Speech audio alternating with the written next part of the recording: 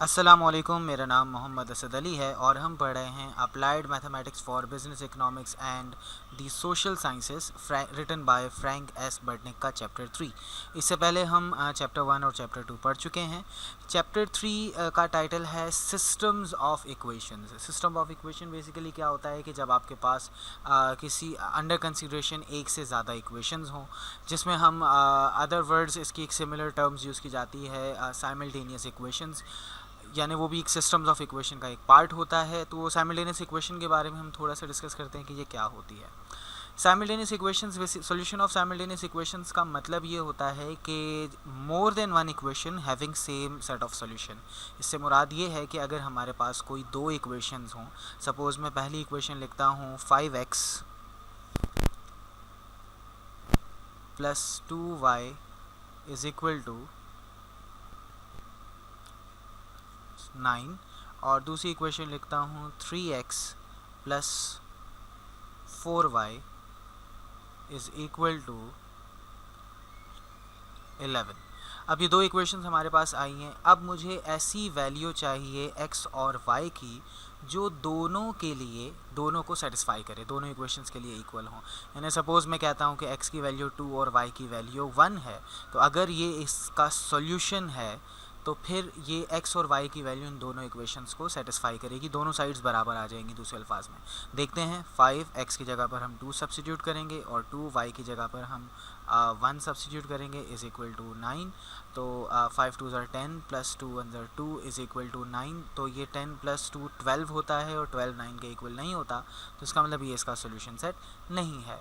लेकिन सपोज़ कोई और एग्जांपल देता हूँ मैं, 1,2 कह देते हैं, इसको चेक करते हैं क्या ये इसको सेटिस्फाई कर रहा है। तो 5x की जगह पर 1 प्लस 2 इंटू वाई की जगह पर 2 इज़ इक्वल टू 9। तो 5 1 ज़ा 5 प्लस 2 2 ज़ा 4 इज़ इक्वल टू 9। तो 9 इज़ इक्वल टू 9।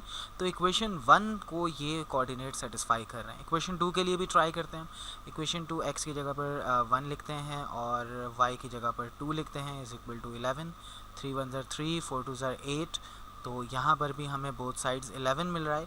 तो हम ये कह सकते हैं कि इस सिस्टम्स ऑफ इक्वेशन का सॉल्यूशन सेट है 1,2।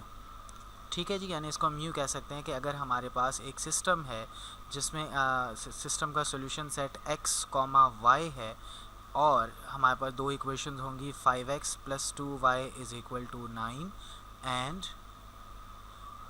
3x plus 4y is equal to 11। तो ये दो इक्वेशंस अगर हमारे पास हैं तो इसका सॉल्यूशन सेट होगा 1,2। ठीक है जी, ये एक पेयर ऑफ कोऑर्डिनेट्स है जो इस आंसर को सेटिस्फाई कर रहा है। इसी तरह हमारे पास जो इक्वेशंस मौजूद हैं, ये जो इनको सॉल्व किया जाता है, ये जो सॉल्यूशन सेट फाइंड आउट किया जाता है, जैसे 1,2 है, तो इसको फाइंड आउट करने के डिफरेंट वेज़ होते हैं, डिफरेंट मेथड्स होते हैं। तो इस बुक में जो अंडर कंसिडरेशन मेथड्स हैं, वो पहला है अलजेब्राइक मेथड, जिसमें हम अलजेब्राइकली सॉल्व करेंगे, मींस इक्वेशंस को आपस में मैनिपुलेट करके अलजेब्रा के रूल इस्तेमाल करके हम सॉल्व करेंगे। सेकंड होता है ग्राफिकल मेथड। अब अलजेब्राइक मेथड में आपके पास सिंपल अलजेब्रा भी हो सकती है और दूसरा गॉसियन एलिमिनेशन भी हो सकता है।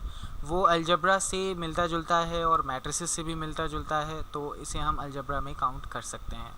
गॉसियन एलिमिनेशन है और दूसरा हमारे पास एलिमिनेशन, सिर्फ एलिमिनेशन और सब्स्टिट्यूशन जो हमारे पास जो हम छोटी क्लासेस से सीखते हुए आ रहे हैं वो तरीके हैं। तो हम इन सबको डिस्कस करेंगे बारी बारी।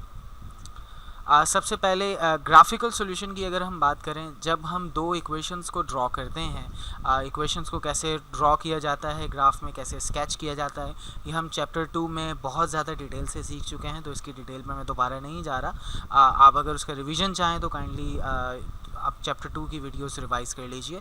तो इसमें हम पहले पढ़ चुके हैं कि ये y इंटरसेप्ट है इसका यहाँ पर, और ये पॉजिटिव स्लोप वाली एक लाइन है। इसी तरह एक और लाइन है।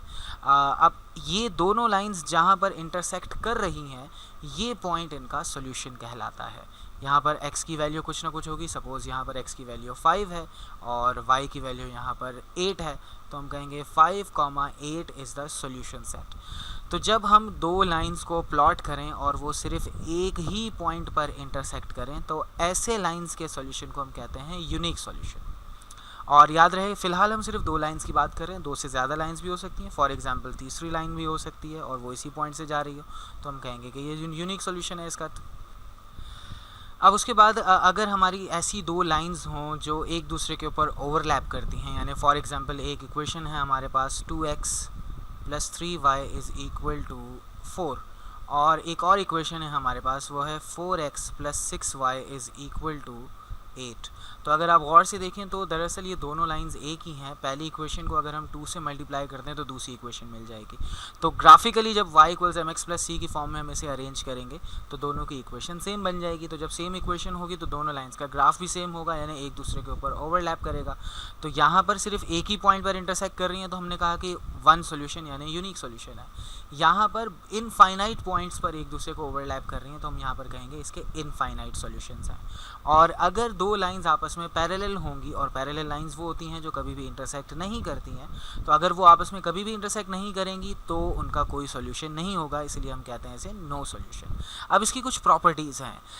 दो लाइंस इंटरसेक्ट उसी वक्त करती हैं। अगर आप चैप्टर 2 याद करें, अगर दो लाइन इंटरसेक्ट नहीं करती तो इसका मतलब वो पैरेलल हैं, यानी दोनों का स्लोप बराबर होगा। तो इसके ऑपोजिट में हम ये भी कह सकते हैं कि अगर दोनों लाइंस का स्लोप बराबर नहीं होगा तो वो लाजमी कहीं ना कहीं इंटरसेक्ट करेंगी। हो सकता है वो किसी भी क्वाड्रेंट में करें, फर्स्ट क्वाड्रेंट, सेकंड, थर्ड या फोर्थ में, लेकिन इंटरसेक्ट कहीं ना कहीं ज़रूर करेंगी अगर उनके ग्रेडियंट इक्वल नहीं है, ग्रेडियंट या स्लोप। लेकिन अगर दोनों के स्लोप्स इक्वल हैं तो इसका मतलब दोनों लाइंस पैरेलल हैं, कभी भी इंटरसेक्ट नहीं करेंगी। इनके स्लोप्स इक्वल हैं, लेकिन आप अगर गौर करें इनके वाई इंटरसेप्ट्स दोनों के अलग अलग हैं। तो इसको हम दूसरे अल्फाज में यूँ भी कह सकते हैं कि अगर इन नो सॉल्यूशन होगा तो दोनों के स्लोप्स इक्वल होंगे, लेकिन दोनों के वाई इंटरसेप्ट्स इक्वल नहीं होंगे। और जब इनफाइनाइट सॉल्यूशन होता है तो दोनों के स्लोप्स तो इक्वल ही होंगे, क्योंकि ये दोनों लाइंस एक ही जगह पर हैं। और ना ही सिर्फ स्लोप्स इक्वल होंगे बल्कि इनके वाई इंटरसेप्ट्स भी इक्वल होंगे। तो इन प्रॉपर्टीज़ से हम ज़रूरी नहीं है कि इक्वेशन का ग्राफ बनाएं, हम सिर्फ m और c की वैल्यू यानी कि स्लोप और y इंटरसेप्ट की वैल्यू से भी अंदाज़ा लगा सकते हैं कि ये दो लाइंस आपस में इंटरसेक्ट कर रही हैं कि नहीं कर रही हैं, या फिर ओवरलैप कर रही हैं। एग्जाम्पल के तौर पर हम कुछ सवालात करते हैं। जैसे सेक्शन 3.1 में आपको क्वेश्चन नंबर 1 से लेकर 10 तक कहा गया determine the nature of solution set, यानी कि वही हमें बताना है कि ये यूनिक सॉल्यूशन है, इनफाइनाइट सॉल्यूशन है, या कोई भी सॉल्यूशन नहीं है। तो लेट्स से हम बात करते हैं क्वेश्चन नंबर 1 की। क्वेश्चन नंबर 1 में हमारे पास इक्वेशन है 3x - 4y = 20। अगर हम इसे रीअरेंज करें y = mx + c की फॉर्म में, तो पॉजिटिव y हमें चाहिए तो हम -4 को दूसरी तरफ शिफ्ट करेंगे, यानी बोथ साइड्स हम 4y ऐड करेंगे, और 20 को इस तरफ शिफ्ट करेंगे, यानी बोथ साइड 20 को माइनस करेंगे, और अब 4 को बोथ साइड डिवाइड करेंगे। 3/4x = 20/4, यानी कि इक्वेशन बनती है y = 3/4x -4 5 are 20। ये हमारे पास है इक्वेशन नंबर 1 की फॉर्म, y = mx + c की फॉर्म। इक्वेशन 2 की जब हम बात करते हैं तो वो है -9x + 12y = -40। हम y को यहीं रहने देंगे, y को सब्जेक्ट बनाएंगे, -9x दूसरी तरफ शिफ्ट होगा तो पॉजिटिव 9x बनेगा, -40, और अब हम 12 से डिवाइड करेंगे बोथ साइड्स को, और y = दोनों 3 के टेबल से सिंप्लीफाई होंगे, 3 3s are 9 and 3 4s are 12। इसी तरह माइनस ये दोनों 4 के टेबल से 4 3s are 12 and 4 10s are 40, तो 10/3 आता है। तो इसमें अगर आप गौर करें दोनों के स्लोप्स इक्वल हैं, यानी हम ये कह सकते हैं कि m1 बराबर है 3/4 के और c1 बराबर है -5 के। जबकि इक्वेशन 2 की बात करें तो m2 बराबर है 3/4 के और c2 बराबर है -10/3 के। तो इससे अगर आपको याद हो, हमने भी पढ़ा था कि अगर दो स्लोप्स इक्वल हैं मींस दोनों लाइंस पैरेलल हैं और दोनों के y इंटरसेप्ट डिफरेंट हैं, इसका मतलब ये एक दूसरे को ओवरलैप नहीं कर रही। तो हम इसका सोल्यूशन लिखेंगे, since m1 = m2 and c1 is not equal to c2, the lines are parallel. Hence there is no solution.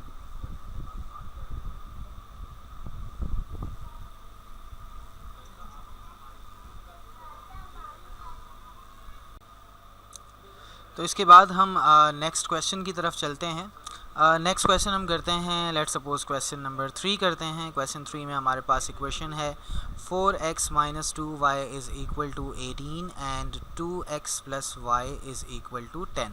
तो इक्वेशन 1 की अगर हम बात करते हैं, 4x minus 2y is equal to 18, 2y हमें पॉजिटिव चाहिए तो हम 2y को दूसरी तरफ शिफ्ट करके 18 को यहाँ शिफ्ट कर देंगे और अब 2 को बोथ साइड डिवाइड करेंगे तो ये 2x minus 9 is equal to y बन जाएगा। तो हमारे पास m1 की वैल्यू 2 और c1 की वैल्यू माइनस 9 आई है। इक्वेशन 2 की बात करते हैं। इक्वेशन 2 है 2x plus y is equal to 10, y is equal to 2 को दूसरी तरफ शिफ्ट करेंगे तो माइनस 2x बन जाएगा प्लस 10। तो m2 की वैल्यू हमारे पास माइनस 2 है और c2 की वैल्यू हमारे पास 10 है। तो यहाँ पर हम देख सकते हैं कि m1 m2 के बराबर नहीं है। तो अगर m1 m2 के बराबर नहीं है तो c का फिर सवाल ही पैदा नहीं होता, हम सिर्फ m को ही देखते हैं, फिर चाहे c बराबर हो या ना हो उससे कोई फ़र्क नहीं पड़ता। तो m1 अगर m2 के बराबर नहीं है तो हम कहेंगे there is unique solution, means एक पॉइंट पर इंटरसेक्ट करेंगी। इसके लिए एक अगर आप चाहें तो हम एक समरी बना लेते हैं जो कि आपके लिए काफ़ी बेनिफिशियल होगी। लेकिन सबसे पहले हमने कहा कि हमें ये चेक करना है कि m1 और m2 बराबर हैं कि नहीं। अगर m1 m2 के बराबर है, m1 is equal to m2, अगर m1 m2 के बराबर है यस, तो फिर हमें देखना है कि c1 c2 के बराबर है कि नहीं। अगर c1 c2 के बराबर है तो हम कहेंगे इनफाइनाइट सॉल्यूशन, और ये c1 c2 के बराबर उस वक्त देखेंगे जब m1 m2 के बराबर हो। अगर m1 m2 के बराबर नहीं है तो फिर हमें c की तरफ जाना ही नहीं, हम लिख देंगे यूनिक सॉल्यूशन। और c1 c2 के बराबर नहीं है लेकिन m1 m2 के बराबर है तो फिर हम कहेंगे यहाँ पर नो सॉल्यूशन, क्योंकि ये लाइंस पैरेलल हैं। ठीक है, इसे हम यहाँ लिख देते हैं। इसका मतलब होगा कि लाइंस पैरेलल हैं, इसका मतलब है कि लाइंस ओवरलैपिंग हैं, और इसका मतलब है कि यहाँ पर लाइंस इंटरसेक्ट कर रही हैं, इंटरसेक्टिंग एट सेम पॉइंट, और जिस पॉइंट पर वो इंटरसेक्ट करती हैं वही हमारा सॉल्यूशन सेट होता है। तो इसके बाद हम लेट्स सपोज क्वेश्चन नंबर 7 की बात करते हैं। क्वेश्चन नंबर 7 में हमारे पास है x minus 2y is equal to 10, और दूसरी इक्वेशन है minus 4x plus 8y is equal to minus 6। तो हम वक्त बचाने के लिए जल्दी से इसकी y और m की और c की वैल्यू लिख लेते हैं। जब इसे हम रीअरेंज करेंगे y equals mx plus c की फॉर्म में तो हमारे पास m आएगा। वैसे स्लोप का एक शॉर्टकट फार्मूला भी है, minus coefficient of x upon coefficient of y। तो कोफिशिएंट ऑफ x है 1 और कोफिशिएंट ऑफ y है माइनस 2, तो इसका स्लोप बनता है 1/2, क्योंकि माइनस माइनस कैंसिल हो जाएगा। इसी तरह अगर हम y इंटरसेप्ट की बात करें तो y इंटरसेप्ट अगर आप c को यानी कांस्टेंट टर्म को y के कोफिशिएंट से डिवाइड कर दें तो आपको c मिल जाएगा। तो हम c1 कह सकते हैं 10/-2 विच इज़ -5। ये शॉर्टकट फार्मूला है, यानी अगर ax plus by is equal to c हो तो फिर माइनस a/b जो होता है वो स्लोप के बराबर होता है, और अगर आप c/b कर दें तो वो y इंटरसेप्ट के बराबर होता है। अच्छा जी, इसके बाद आगे बढ़ते हैं, लेकिन इसमें याद रखिएगा कि ये x और y का साइन मतलब एक ही साइड पर होने चाहिए। ऐसा ना हो कि x एक तरफ हो और y इक्वल टू के दूसरी तरफ हो, फिर आप ये फॉर्मूला अप्लाई कर रहे हैं तो फिर आपका आंसर गलत आएगा।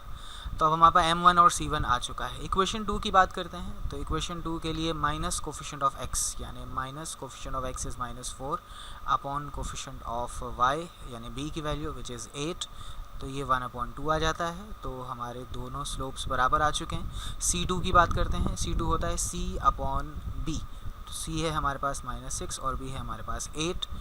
तो यकीनन ये -5 तो नहीं होगा, ये -3/4 होगा। तो c1 c2 के बराबर नहीं है। तो हम जैसे पहले चार्ट बना चुके थे कि m1 m2 के बराबर है लेकिन c1 c2 के बराबर नहीं है, तो इसका मतलब ये है कि लाइंस आर पैरेलल, और इसका मतलब देयर इज़ नो सॉल्यूशन।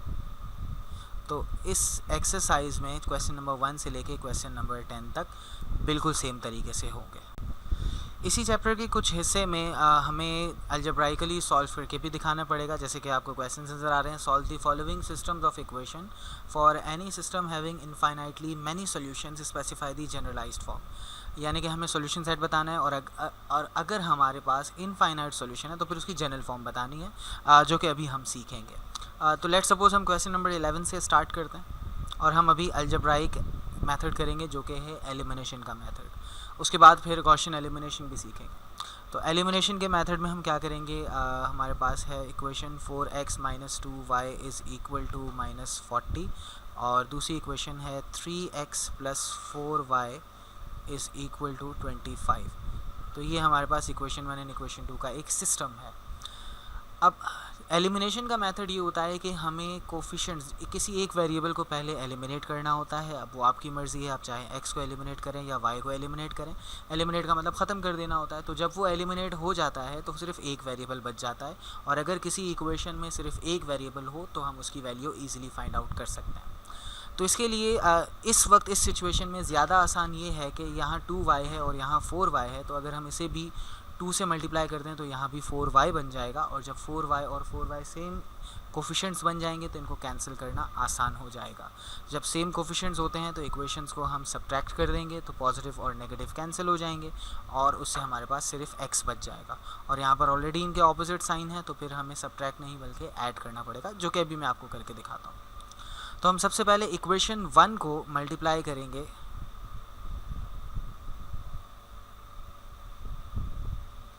2 से, और इक्वेशन 2 ऑलरेडी 4 के साथ है तो इसे किसी से मल्टीप्लाई करने की ज़रूरत नहीं है। वरना आम तौर पर जो पहले से स्टूडेंट सीख के आते हैं वो ये भी कर सकते हैं कि इक्वेशन 2 को आप 2 से मल्टीप्लाई करें और इक्वेशन 1 को 4 से करें, तो उससे थोड़ा सा काम लेंदी हो जाएगा, लेकिन आंसर फिर भी आपका सेम आएगा। यानी इक्वेशन 1 के कोफिशिएंट को इक्वेशन 2 से मल्टीप्लाई किया जाए, इक्वेशन 2 के कोफिशिएंट को इक्वेशन 1 से मल्टीप्लाई किया जाए। ऑब्जेक्टिव हमारा यही होता है कि कोफिशिएंट सेम हो जाएँ। तो अगर सिर्फ एक सिंगल मल्टीप्लिकेशन से कोफिशिएंट सेम हो रहे हैं तो आप एक सिंगल मल्टीप्लिकेशन भी कर सकते हैं। तो अब जब इसे हम मल्टीप्लाई बाय 2 करेंगे इक्वेशन 1 को, तो नई इक्वेशन जो हमें मिलेगी वो 2 जब मल्टीप्लाई होगा इन दोनों मतलब इक्वेशन की दोनों साइड से, तो ये 4 8x बन जाएगा, -2 -4y बन जाएगा और -40 -80 बन जाएगा। लेकिन इक्वेशन 1 सेम रहेगी, इक्वेशन 2 सेम रहेगी। अब हमें इन दोनों इक्वेशंस को सिंप्लीफाई करना है, ऐड या सब्ट्रैक्ट करना है ताकि एक वेरिएबल एलिमिनेट हो जाए। इस वक्त एडिशन करने से +y और -y कैंसिल हो जाएंगे, तो इसलिए हम इनको ऐड कर रहे हैं, सब्ट्रैक्ट नहीं कर रहे हैं। तो 8x और 3x 11x बन जाएगा, +4y और -4y को जब ऐड करेंगे तो वो कैंसिल हो जाएंगे। और 25 से जब हम सब्ट्रैक्ट करेंगे 80 को, क्योंकि हम इनको ऐड कर रहे हैं तो ऐड में बेसिकली जो नेगेटिव वैल्यू है वो ऐड होने के बजाय सब्ट्रैक्ट हो जाएगी। तो 25 -80 इज़ -55 माइनस का, तो x is equal to -55 over 11 को डिवाइड कर देंगे तो x इज़ इक्वल टू -5। जब x की वैल्यू हमारे पास आ चुकी है तो हम यही x की वैल्यू किसी भी इक्वेशन में सब्स्टिट्यूट कर सकते हैं। इक्वेशन 1 में कर सकते हैं, 2 में कर सकते हैं, या फिर मल्टीप्लाई करने के बाद इस सिस्टम के जो आंसर्स आ रहे हैं उनसे भी उनमें भी सब्स्टिट्यूट कर सकते हैं। हर केस में आपको सेम आंसर मिलेगा। तो हम इक्वेशन 2 में सब्स्टिट्यूट कर देते हैं। 3x + 4y is equal to 25। 3x की जगह पर -5 रिप्लेस होगा and 4y is equal to 25। 3 को -5 से मल्टीप्लाई किया, -15 + 4y is equal to 25 and 4y is equal to 25 + 15 और 4y is equal to 40 and y is equal to 40 over 4, so y is equal to 10। तो इसका solution set बना हमारे पास, इसका unique solution है। तो सॉल्यूशन सेट बना हमारे पास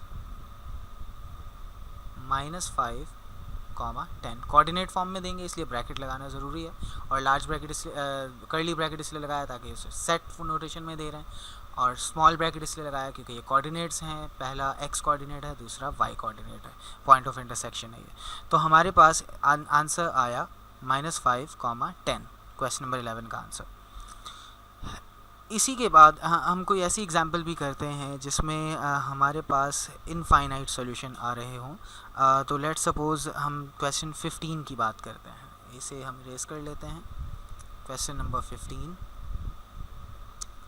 2x minus 3y is equal to -1 and minus 10x plus 15y is equal to 5। तो इसमें अगर आप गौर करें, इक्वेशन नंबर 1 को अगर हम मल्टीप्लाई करें तो इक्वेशन नंबर 2 मिल रही है 5 से मल्टीप्लाई करने पर। तो यहीं से हमें पता लग रहा है कि इसके इनफाइनाइट सॉल्यूशंस हैं। तो उसके लिए हम क्या करेंगे, सबसे पहले इक्वेशन को सॉल्व करेंगे। 2x minus 3y is equal to -1 और minus 10x plus 15y is equal to 5। Coefficient same बनाने का मेथड ये होता था, हम इसे मल्टीप्लाई बाय 5 करेंगे तो इसके कोफिशिएंट सेम हो जाएंगे। तो जब 5 से ये मल्टीप्लाई होगी तो 5 मल्टीप्लाई बाय 2 बन जाएगा 10x, और 5 को -3 से मल्टीप्लाई करेंगे तो -15y, और 5 को -1 से मल्टीप्लाई करेंगे तो -5। और इस सिस्टम की दूसरी इक्वेशन रहेगी सेम, जो कि है -10x plus 15y is equal to 5। अब इन दोनों इक्वेशंस को जब हम ऐड करेंगे तो +15y और -15y तो कैंसिल हो रहे हैं, लेकिन +10x और -10x भी आपस में कैंसिल हो रहे हैं, और +5 -5 भी कैंसिल हो रहे हैं। तो इससे हमारे पास आंसर आ रहा है 0 इज़ इक्वल टू 0। तो इससे हमारे वेरिएबल का किसी का भी आंसर नहीं आया। तो ऐसी सूरत में हम लिखेंगे इनफाइनाइट सॉल्यूशंस, क्योंकि ये दोनों लाइंस पैरेलल हैं। लेकिन अगर एक तरफ 0 ना आ रहा होता, दूसरी तरफ 0 आ रहा होता, तब हम कहते कि ये नो सॉल्यूशन है। तो इनफाइनाइट सॉल्यूशन में इसने क्वेश्चन में कहा गया था कि जनरलाइज्ड फॉर्म में हमें आंसर देना है। तो जनरलाइज्ड फॉर्म में हम आंसर इस तरह नहीं देंगे, बल्कि इसको आंसर को लिखने का तरीक़ेकार ये होगा कि हम लिखेंगे x इज़ इक्वल टू, यानी किसी भी इक्वेशन में x को सब्जेक्ट बना लीजिए आप, या लेट सपोज हम 2x minus 3y को लेते हैं, इज़ इक्वल टू -1। तो x को अगर सब्जेक्ट बनाया जाए तो x is equal to -3y, positive 3y बन जाएगा, -1, और ये सब 2 से डिवाइड हो जाएंगे। तो x is equal to 3/2y -1/2, और इसके साथ हम लिखेंगे ये इसका सोल्यूशन है। इसमें आप y की वैल्यू सब्स्टिट्यूट करते रहें तो x की वैल्यू आपको मिलती जाएगी। तो जितनी y की वैल्यू सब्स्टिट्यूट करेंगे उतनी x की वैल्यूज़ मिलेंगी। तो इसलिए हम कह रहे हैं कि ये इनफाइनाइट सोल्यूशन है, और इसमें हम लिखेंगे फॉर y आर्बिट्रेरी। तो इनफाइनाइट सॉल्यूशंस अगर आपके पास हों तो उसको जनरल फॉर्म में लिखने का तरीक़ेकार ये हो। इसके बाद अगर क्वेश्चन नंबर 17, 18, 19 और 20 की तरफ आप देखें तो आपको एक से ज़्यादा इक्वेशंस तो नज़र आ रही हैं। जैसे इनमें 2 इक्वेशंस थी, लेकिन यहाँ पर 2 से भी ज़्यादा इक्वेशंस। जैसे क्वेश्चन 17 की अगर हम बात करें तो हमें 5 इक्वेशंस नज़र आ रही हैं, 1 2 3 4 5। तो याद रखिए, इस सिस्टम में अगर 5 इक्वेशंस हैं तो इससे मुराद ये है कि हमें ऐसा सॉल्यूशन सेट चाहिए जो 5 की 5 इक्वेशंस को सेटिस्फाई करे। अगर कोई ऐसा सॉल्यूशन हम प्रोवाइड कर रहे हैं जो 2 या 3 या 4 इक्वेशंस को तो सेटिस्फाई कर रहा है, लेकिन 5वीं इक्वेशन को नहीं कर रहा, या किसी एक इक्वेशन को भी नहीं कर रहा, तो वो सॉल्यूशन उसका नहीं कहलाएगा। ऐसी सूरत में हम लिखेंगे नो सॉल्यूशन, क्योंकि इस सिस्टम का फिर कोई सॉल्यूशन नहीं मिल रहा हमें। वो इंडिविजुअली इस सिस्टम के पार्ट का सॉल्यूशन मिल रहा है, लेकिन पूरे सिस्टम का नहीं मिल रहा। वो कैसे होगा? फॉर एग्जांपल हम क्वेश्चन नंबर 17 में लेते हैं। क्वेश्चन 17 हमारे पास पहली इक्वेशन है x + y is equal to 1, दूसरी इक्वेशन है 3x - 2y is equal to 18। फ़िलहाल अगर हम इन दोनों इक्वेशंस को ही लेकर सॉल्व करें, अगर इक्वेशन 1 को 2 से मल्टीप्लाई किया जाए तो हमें मिलेगी 2x + 2y is equal to 2, और दूसरी equation 3x - 2y is equal to 18। अब अगर हम इन दोनों इक्वेशंस को ऐड करें, 2x और 3x 5x बन जाएगा, 2y कैंसिल हो जाएंगे, और positive 2y negative 2y cancel हो जाएंगे, 18 + 2 20 हो जाएगा। तो x is equal to 20 divided by 5, और x की वैल्यू मिलेगी हमें 4। जब x की वैल्यू 4 मिली तो हम ये इसी इक्वेशन में 1 में या 2 में पुट कर देते हैं। 1 ज़्यादा ईजी है। x + y is equal to 1, 4 + y is equal to 1, y is equal to 1 - 4, y is equal to 1 - 4 which is -3। तो इन 5 में से 2 इक्वेशंस को जब हमने सॉल्व किया, वो 2 इक्वेशंस आपकी मर्ज़ी की कोई भी 2 इक्वेशंस हो सकती हैं, तो उससे हमें सॉल्यूशन सेट मिला है 4 - 3। अब क्योंकि इन 2 इक्वेशंस को तो ये सेटिस्फाई कर रहा है क्योंकि हमने इन 2 इक्वेशंस को लेकर ही सॉल्व किया है, लेकिन हमें ये चेक करना है कि क्या ये इक्वेशन 3, 4 और 5 को भी बोथ साइड्स इक्वल यानी सेटिस्फाई कर रहा है कि नहीं। तो हम वेरिफिकेशन करते हैं इक्वेशन 3 के लिए। याद रहे 1 और 2 इसलिए नहीं ले रहा है क्योंकि 1 और 2 को सॉल्व करके ही ये 2 आंसर मिले हैं। तो अंडरस्टूड है ये 4 और -3 की वैल्यू 1 और 2 में 100% हमें वेरिफिकेशन प्रोवाइड करेगी, तो इसलिए हम 3 से शुरू कर रहे हैं। इक्वेशन 3 हमारे पास -x + 3y is equal to -13। x की वैल्यू हम 4 सब्सिट्यूट करेंगे और y की वैल्यू -3 सब्सिट्यूट करेंगे, इज़ इक्वल टू -13। तो -4 plus minus minus 3 3 are 9 is equal to -13। तो बोथ साइड्स इक्वल्स आ गई। इससे मुराद इसका मतलब ये है कि इक्वेशन 3 सेटिस्फाई हो रही है। इक्वेशन 4 की बात करते हैं। इक्वेशन 4 में अगर हम देखें वो है 5x - y is equal to 23। 5x की जगह पर हम 4 सब्सिट्यूट करेंगे, y की जगह पर -3 सब्सिट्यूट करेंगे, is equal to 23। 5 4s are 20 minus minus plus 3 is equal to 23, so 23 is equal to 23। ये भी वेरीफाई हो गई। लास्ट इक्वेशन 5 की बात करते हैं हम। इक्वेशन 5 है -x - 4y is equal to 8। -x की जगह पर 4 एंड y की जगह पर -3 is equal to 8। -4 - plus 4 3 are 12 is equal to 8। 12 - 4 8 होता है, तो 8 इज इक्वल टू 8, ये भी वेरीफाई हो गया। तो इससे हमने कहा कि हमारे पास एक यूनिक सॉल्यूशन है जो कि है 4, -3 आंसर। एक बात रिपीट कर दूं कि अगर इन 5 इक्वेशंस में से कोई एक इक्वेशन भी सेटिस्फाई ना हो रही होती, बाकी 4 हो रही होती, तब हम लिखते नो सॉल्यूशन, क्योंकि इस सिस्टम का सॉल्यूशन हमें नहीं मिल सका। हम एग्जांपल के तौर पर कोई एक ऐसी इक्वेशन देख लेते हैं। 19 को ट्राई करते हैं। 19 में हो सकता है हमें कोई ऐसा आंसर मिल जाए जो इसे वेरीफाई ना कर रहा हो। इक्वेशन 1 है हमारे पास 3x + y is equal to 10 और इक्वेशन 2 है हमारे पास x - y is equal to -2। इन दोनों इक्वेशंस को जब ऐड करेंगे positive y negative y cancel हो जाएंगे। 4x एंड 10 - 2 इज़ 8, तो x is equal to 8 divided by 4, यानी कि x is equal to 2 answer आ गया। अब अगर हम सेकेंड इक्वेशन की मतलब इसी x की वैल्यू को किसी भी इक्वेशन में पुट कर लेते हैं। सपोज़ हम इक्वेशन 1 में पुट कर लेते हैं। 3x + y is equal to 10। x को 2 से रिप्लेस करेंगे, plus y is equal to 10। 3 2s are 6 plus y is equal to 10। 6 को दूसरी तरफ सब्ट्रैक्ट करेंगे तो 10 - 6 4 आ जाएगा।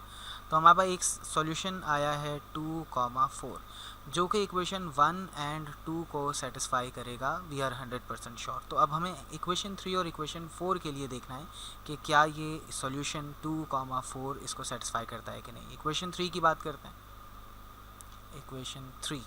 इक्वेशन 3 हमारे पास 2x + 3y is equal to 16। x की जगह पर 2 लिखेंगे और y की जगह पर 4 लिखेंगे। 2 2s are 4, 3 4s are 12 is equal to 16, तो 16 इज़ इक्वल टू 16 ये वेरीफाई हो रहा है। इक्वेशन 4 की बात करते हैं। इक्वेशन 4 है x + y is equal to 4।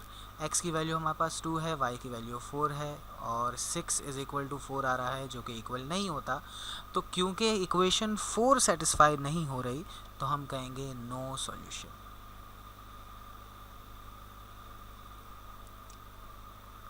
अब उसके बाद हमारे पास बाकी सवालात ऐसे ही सॉल्व होंगे। नेक्स्ट जो मेथड हमारे पास आ रहा है वो एक यूनिक सा मेथड है, जो कि है गॉसियन एलिमिनेशन मेथड। इसमें बेसिकली थोड़ी बहुत मैट्रिसेस की डिटर्मिनेंट की जो प्रॉपर्टीज़ होती हैं उनको यूज़ किया जाता है, जिसकी हेल्प से हमें एक ऐसा मैट्रिक्स बनाना होता है जो आइडेंटिटी मैट्रिक्स हो जाए, जिससे हमें डायरेक्टली आंसर मिल जाता है। तो इक्वेशन 2/2 में तो काफ़ी स्टूडेंट ये समझते हैं कि गॉसियन एलिमिनेशन काफ़ी लेंदी हो जाता है, लेकिन जब 3/3 की इक्वेशन आती है, मींस 3 वेरिएबल्स की इक्वेशन आती है, तो उसके सॉल्यूशन में गॉसियन एलिमिनेशन मेथड का आंसर बहुत जल्दी से आ जाता है। तो इसे सॉल्व करने का मेथड कुछ इस तरह से होता है कि हमें जो सिस्टम ऑफ इक्वेशन गिवन होता है, उस सिस्टम ऑफ इक्वेशन से हमें एक ऑगमेंटेड मैट्रिक्स बनाना होता है और उस ऑगमेंटेड मैट्रिक्स को हमें ट्रांसफॉर्म करना होता है आइडेंटिटी मैट्रिक्स में। यानी सपोज़ हमारे पास एक सिस्टम ऑफ इक्वेशन है 2/2 का a1x plus b1y is equal to c1, यानी a1 b1 और c1 हमें इसकी कोई भी कोफिशिएंट्स वैल्यूज़ गिवन होंगी।